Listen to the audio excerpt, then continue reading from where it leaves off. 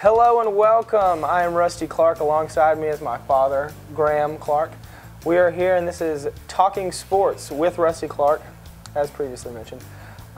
This is a brand new show we're going to start out and we're going to see where this goes. But first and foremost, we're going to kick off with the TSSAA State Championship games.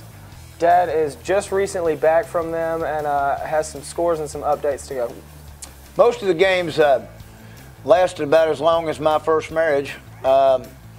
The TSSAA game started off, a lot of people thought maybe the most exciting game was the Innsworth and Baylor game. Ended up with a jump ball, 7 seconds left, and Innsworth won 28-21. That really was not the highlight of the night. Faith Hill has a daughter who's a cheerleader for Innsworth, and Faith Hill can vertical leap, I would say almost 1.5 inches, and it's not really a great vertical leap, but it's a lovely thing to see. Webb School beat St. George 42-7.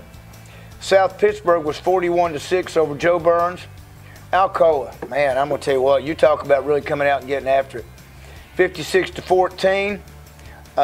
Signal Mountain had a whole bunch and Trinity not many.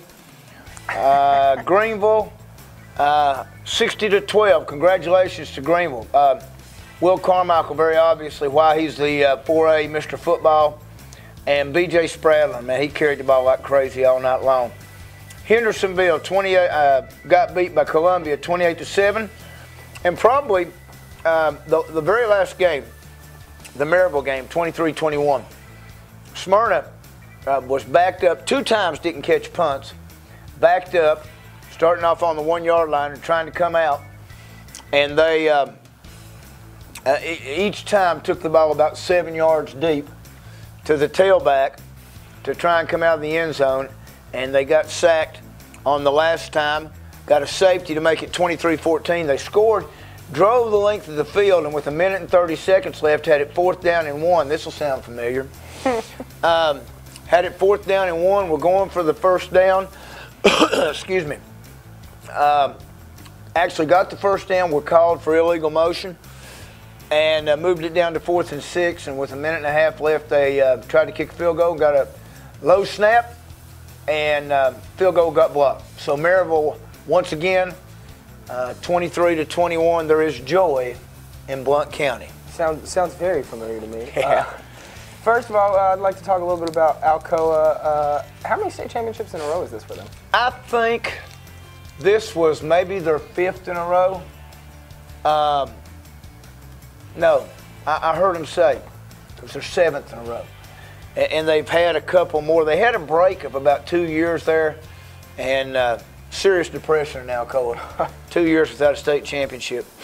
They may have been the best team down there. You know, they beat Maryville in the regular season. Coach Rankin always has a very well-prepared team, and always did great down at Riverdale. So bringing his coaching credentials to the athleticism of Alcoa, I mean, you can hardly compete with him. Pretty special, you know, and he's done a good job picking where he wants to be. Yeah. You know, Riverdale, I know one year we played Riverdale in the playoffs, and they had five guys that signed SEC scholarships, and the best player on the team didn't qualify. You know, and that was in '94. I think they beat us that year 28-0, and then for good reason. We played them in 2002, and it was a 13-9 ball game.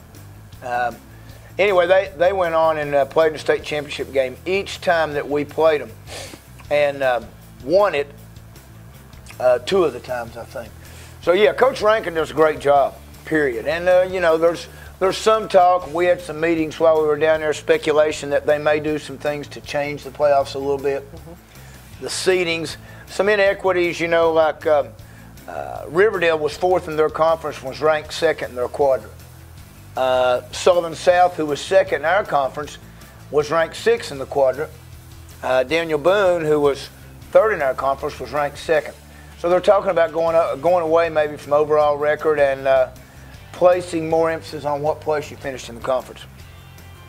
Then looking at Greenville, I mean, fantastic to bring a state championship back to Northeast Tennessee.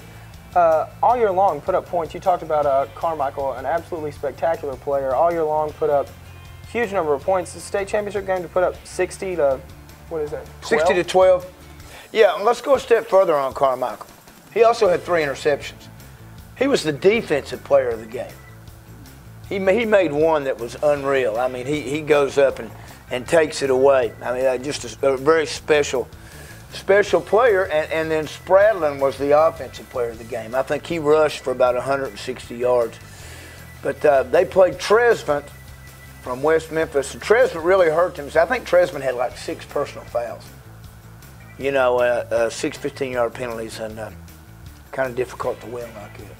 But, especially against a very talented Greenville team. Greenville. You give them any type of an opportunity. We scrimmaged Greenville, and they were quite talented. There's now more in Greenville than the Peggy Ann Bakery. Yeah, it's not just the chess bars that they're famous for. Peggy Ann Bakery's pretty special though, and there's no sponsorship there. But if they want to sponsor, they just give us a call, right? All kinds of exciting things going on Saturday, not just TSSAA. NCAA, you look at Auburn, who ends up with a 56-17 win over South Carolina, and that's a huge win for them. I mean, they're going to the NCAA championship. I think right now the Auburn folks would tell you how much they think it was a good idea for them to invest in the church. That's the church of Cam Newton's father. I think they have enrollment, Sunday attendance. He's eligible. Whoa. He's eligible. He's eligible. That's right. They have attendance of 28 and an offering of 35,000. War Eagle. Boy, was he ever special. And South Carolina got back in the game. I was going to say, right before half, it was South Carolina drives down and scores, makes it a 21-14 ball game. And then I'll be darned if Auburn doesn't come right back and score on a tip ball in the end zone, make it a 28-14 ball game at halftime. And then, South Carolina could not move the ball at all in the second half. Auburn, absolutely spectacular on defense. And, of course, offensive numbers for Cam Newton speak for themselves. I think they may have broke out that Cam Newton prayer cloth at halftime. Man, he was just, we were going back and forth watching that in the Tennessee Athletic Coaches Association tent that they have there, and then we'd go out and watch Greenville for a while, come back in and watch Cam Newton, and we stayed inside a little bit more when they got the pulled pork barbecue there. So we just saw it back and forth, but it was very obvious that it really took a turn for the worse for the Gamecocks. Yeah, it got ugly in the second half. And there was all kinds of games going on Saturday. Of course, Oregon got a new uniform. Yes. Brand new fashion coordination. I think this means 60 for them now. Yeah, they've got to have a separate storage closet. Oh. Probably about as big as your mom's. Hope she's not watching. Yeah. Hey, honey, you know how I love the kid, set up the Oregon-Auburn. There's no question that's who's going to be playing. Got a chance to talk to the coaches at Tennessee Tech who played TCU this year. And they were talking about how special TCU was, too. Southern Cal and UCLA, the late game. And we were kind of disappointed in. Yeah, always good to see Lane Kiffin get beat, but it didn't work out well this time. He left Tennessee just not quick enough. But it was a good ball game. Neither one of them are right where they want to be right now. But special interest to me was more the 1AA stuff. Appalachian State beats Western Illinois 42-14. Daniel Kilgore gets to continue his football season a little bit longer, his career at Appalachian State. He's a senior, starting at left tackle. Brandon Thompson on special teams. They will play Villanova next week. 3 teams from the Southern Conference qualified. Georgia Southern and Wofford play again, and that ought to be a really good ball game. Wofford beat who did Wofford beat? Put me on the spot, I don't know. It was 17-14, Jacksonville State. Jacksonville State, who beat Ole Miss, earlier in the year. So, it's amazing, these college games. You see these guys play. Daniel Kilgore, you know, 1AA, they played for national championship. They've moved it back more this year. I think the national championship game's going to be like January the 7th this year. 2-week break, correct? It's going to be a 2-week break. And that'll be interesting. I hope Appalachian State can get back there. I always love to see the Kingsport boys doing something special. And it's going to be in, wait a minute now, let me think. It's Frisco, Texas. Frisco, Texas. They're moving it from Chattanooga to Frisco, Texas. Wherever Frisco, Texas is. Say, you can point that out on a map for me. Yeah, it's I don't know what they have to attract them out there. Maybe get to tour the underground tunnels from Mexico back to Texas. And, see some of those things, you know, delightful tourist attractions. There is no way that's politically correct. See some of the blackened fish before they ever hit the pan. So anyway, that's it's going to be in Frisco, Texas. I originally heard it and thought it was San Francisco, but it's Frisco, Texas. But that'll be special. Mm-hmm. That'll be great, you know, to continue to watch. And so. I think Appalachian and Villanova is in Boone next week. And that's always a great place to watch a playoff. I tell you what's really exciting. If you get a team from somewhere, I'll never forget going up and watching Georgia Southern and Appalachian playing a playoff game on a typical Boone day. And Irk Russell was the coach and trying to convince those South Georgia guys that it wasn't cold. Coming out in a little bitty sweater and a hat and shoving them off the bus, you know. Get out there in that sleet and snow. It's fun to watch. But Southern Conference, only conference left with 3 teams left in it. I'd like to ask you, between Auburn and Oregon, how do you feel about the matchup there? I mean, that's a pretty interesting SEC defense against a very talented spread, Pac-10 type of offense.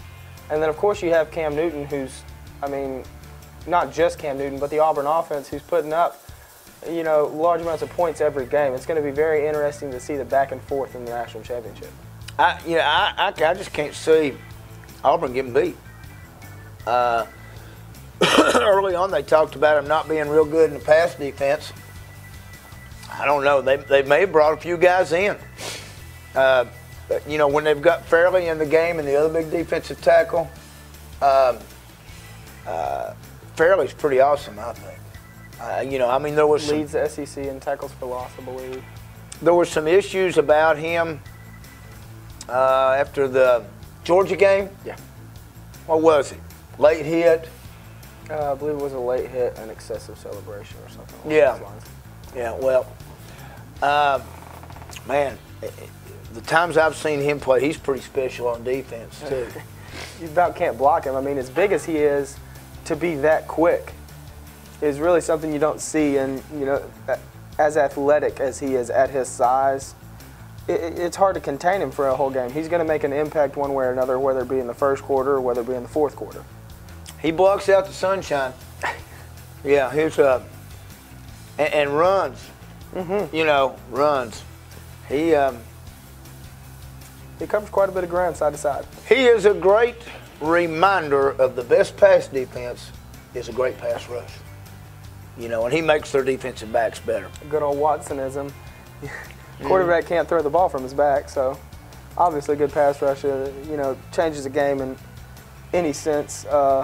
Fairly, you know, coming up the middle, that frees up a lot of outside stunts, and him controlling the middle of the offensive line really helps them out a lot. Give you a little Dobbins-Bennett connection here. Gene Chizik, the head coach at Auburn, was an assistant at Middle Tennessee State and was the coach who recruited and signed Preston Sensabaugh in 1990 from Middle Tennessee State. And he left there and went to Stephen F. Austin, I believe it was. And then, of course, as college football coaches go, you know, he moved about every 2 or 3 years. And then ended up back at Auburn and then to Iowa State. And a lot of people not real happy when he was the guy hired at Auburn. No. But, yeah, he was a nice guy. He was, like I say, he recruited Preston Sensabaugh, signed him, and Preston's first game down there, they played Nebraska, and he had 12 tackles. So, pretty good time for Coach Chisholm. You could say that.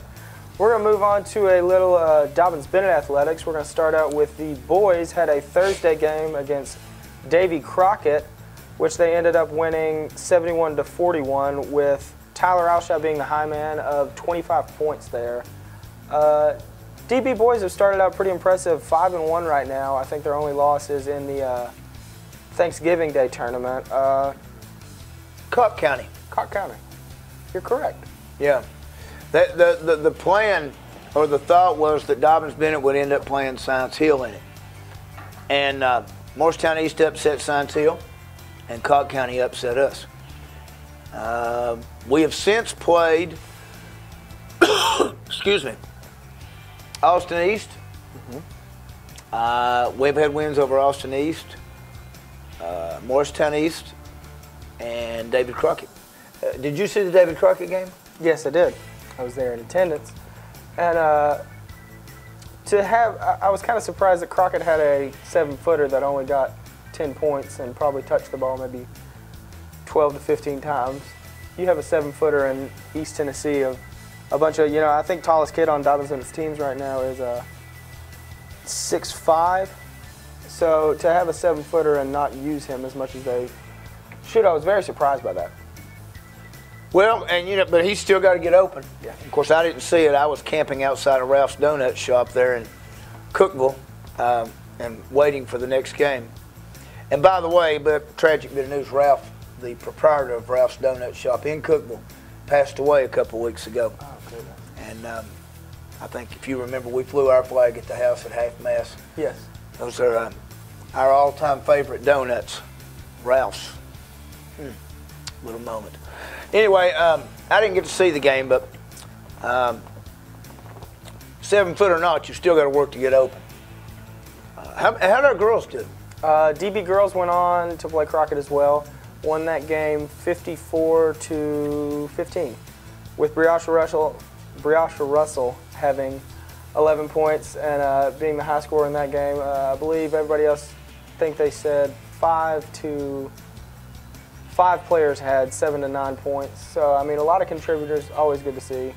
After about the third quarter, I believe the entire fourth quarter was all some reserves and everybody getting in. Great to see action from everybody. We shut them out in the second, and then in the third they had 2 points with 20 seconds left. So DB girls did a great job. Dobyns-Bennett girls undefeated? 5-0 right now. Yeah. Okay, that's and I'm sure you can tune in to the Charlie Morgan show a little bit later and get more information on that. How's that for a little plug here, guys? Coach Morgan, you can just put a check in the mail. Bounce from there. Big swim meet against Sullivan South this week. DB boys won that meet against South. The men's swimming team won 107-82, or 264, and then the girls won 82-66. Big wins. First show. Give us a minute, all right? Ladies. I'm going to refer to as men, then it would be ladies. Ladies, 82-66 over the South girls. Everybody stayed above water. Good meet.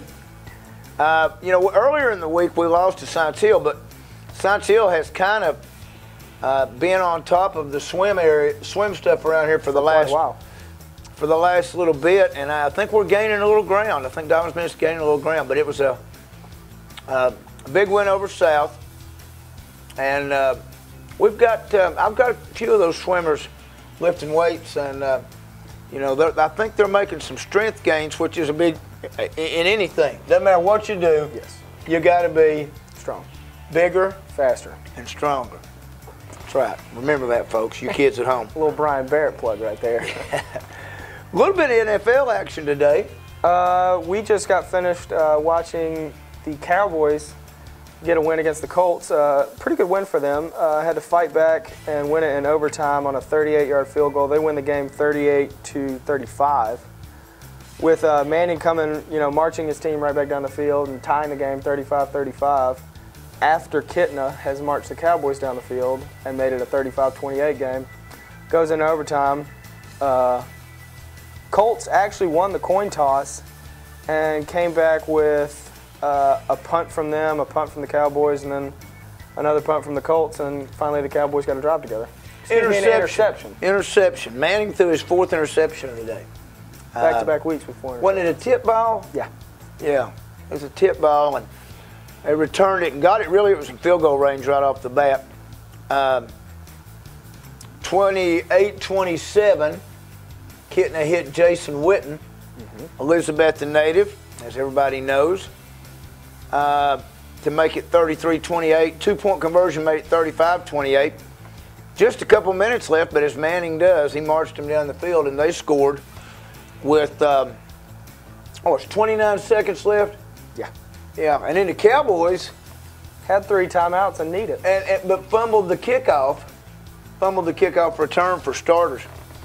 And big break for the Cowboys there. But that makes Jason Garrett 3-1? 3-1. You know, long history with Jason Garrett and the Cowboys. His dad was also a Cowboys coach. And they did a special on him. And they did this 4 or 5 years ago. I don't know if he's still around or not, but he was jogging. He jogs 2 miles every day, 80 years old, when he was 80 years old. And his stride's about that long. and he's jogging around the track, and he's taking these 6-inch strides, and he says, "Eat your heart out, T.O."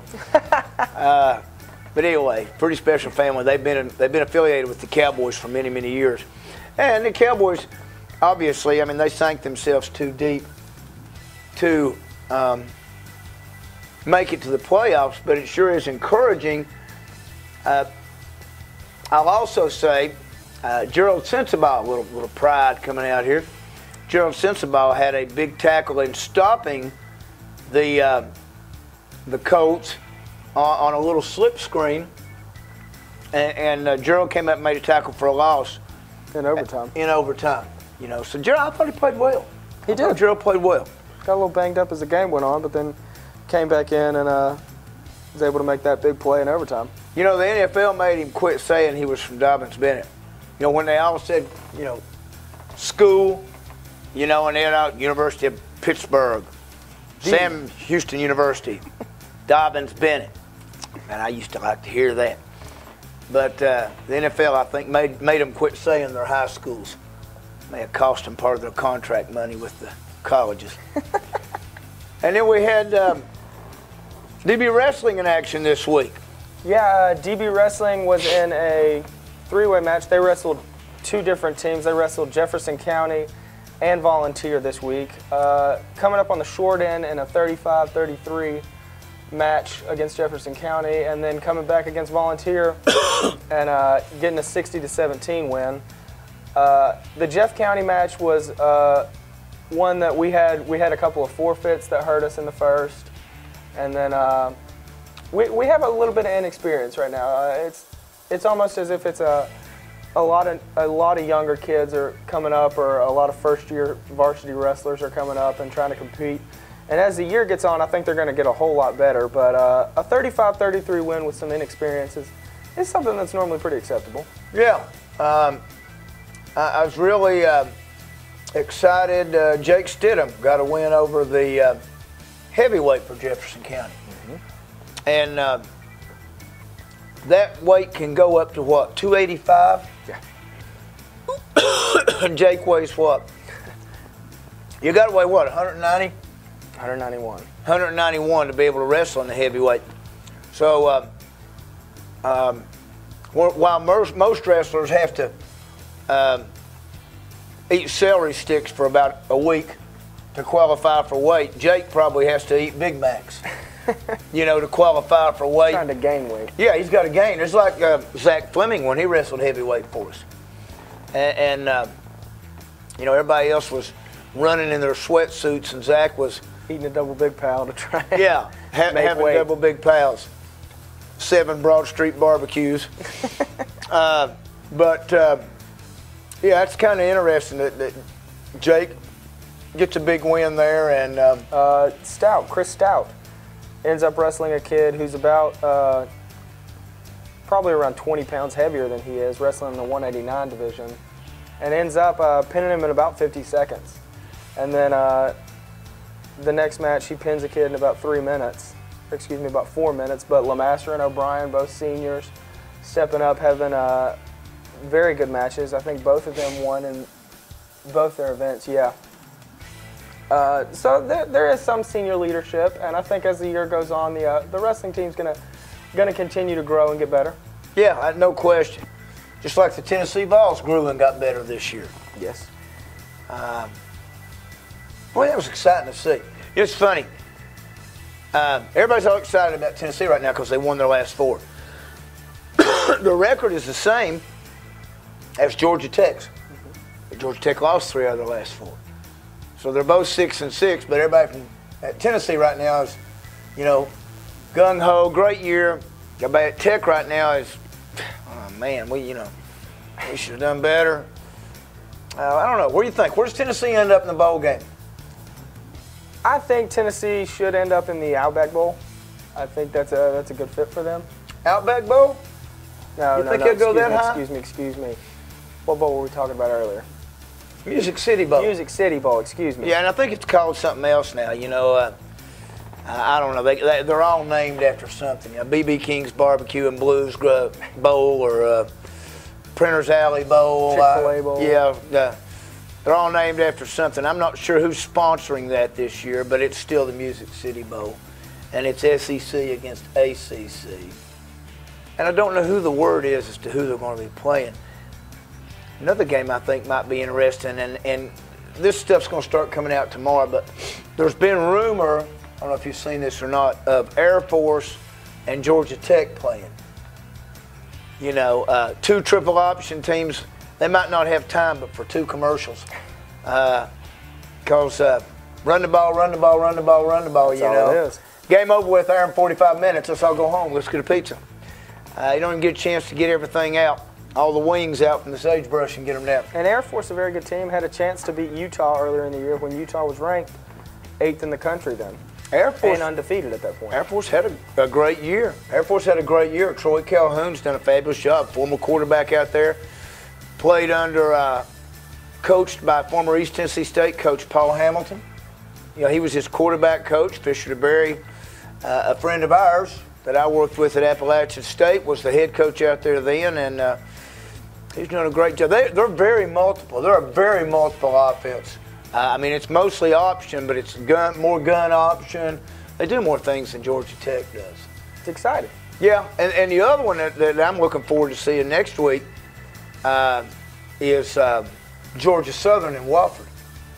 Because it was a regular season matchup that was very close, barn burner.